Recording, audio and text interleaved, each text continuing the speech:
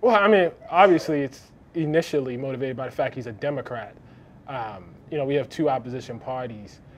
So no matter who was there, they would oppose vehemently. That's the whole premise of having, two-party elections, two-party system. See, I've been thinking a lot about this. It's almost wrong to conceive of the question that way. There's a long restrictionist tradition in this country. A notion that only people we like deserve to have access to the levels of citizenship.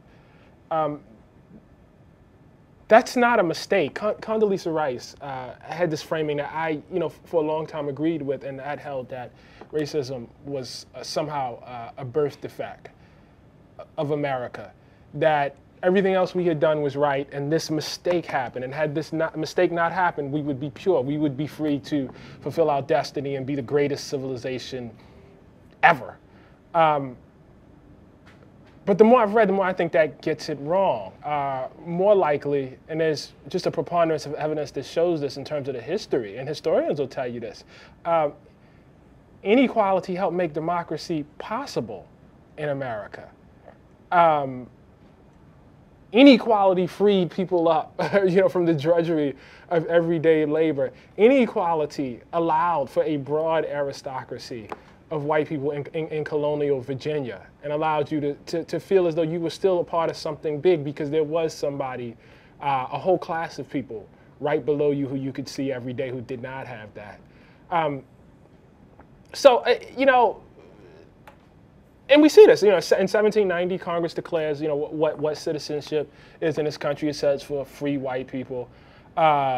In the Lincoln-Douglas debates, which are just rabidly racist, when Newt Gingrich wanted to repeat that with Obama, he had no idea how right he would have been. But it's just filled with just absolute racism. Lincoln is shot by a white supremacist. And he shot, as far as, you can just read John Booth's letter over the notion that he's going to give black people, I think John Booth literally called it for nigger equality. That means nigger equality, shot Lincoln over that. Andrew Johnson comes in, immediately rejects quote unquote nigger equality, says that, anywhere you go that black people have, been given access to government, that nation has quickly fell into ruin.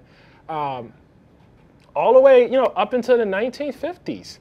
Where William F. Buckley, in response to the nascent civil rights movement, is telling people that black people don't even want the right to vote in the South. Not only should they not have it, they actually don't want it if you sat back and talked to them.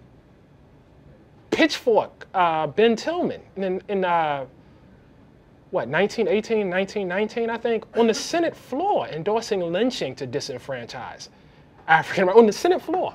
This is what we did. We disenfranchised them. We killed them. That's what we did, and that's what you should do. So this is a part of who we are. And the expectation that no political party would take advantage of it is sort of crazy. Elections are about the marketplace of ideas. This is a big idea in American history. White supremacy is a huge idea in American history. So the notion, the problem, in other words, the problem is not Republicans. The problem is us. The problem is America. This is part of who we are. And I think that's the really, truly frightening aspect. It's somehow comforting to think if Republicans went away, this would go away with them. It would not. It would not. This is, as sure as, all the great things about us, defense of democracy, freedom, rights, the first Enlightenment republic, pushing forth those values of, the sacredness of the individual, and all of that good stuff, and capitalism, great, it's very nice. This too is part of us. I mean, if you looked at yourself, if I looked at myself, it's no way that everything about me at my core is great. It just can't be true of anyone, and it can't be true of any society either. So this is going to be with us. Hopefully one day it won't be with us, but it won't be because we got rid of Republicans. It'll be because we did some sort of inward searching to discover who we are and who we want to be.